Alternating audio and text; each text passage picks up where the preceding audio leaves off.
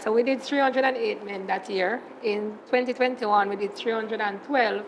And as of Friday, September 2nd, we did 137 men. So if access is there, the men can come out and get screened, they will come and get screened. The issue again, we find that men are not reluctant to do the DRE. We find that once they've done it one time, they'll call their friends, they'll call their relatives, and they'll come and do it as well. It's just for us to understand that if a man realizes how important the screening is to him and to his family and to his friends, then he will do it. And that's what is important.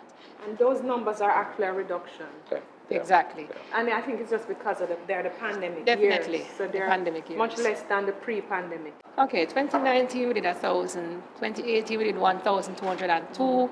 2017 we did 955. So they're high numbers that we would screen. And this includes our outreach activities into the communities island-wide. That's still a small number, you know, when you consider over 400,000 men over the age of 40 in Jamaica. Right, see, over 400,000. That's by starting, you can check that. And it's also small in relation to the number of women who are doing their pap smears and their mammograms. It's just a fraction. So it may seem like a lot of men, but it isn't.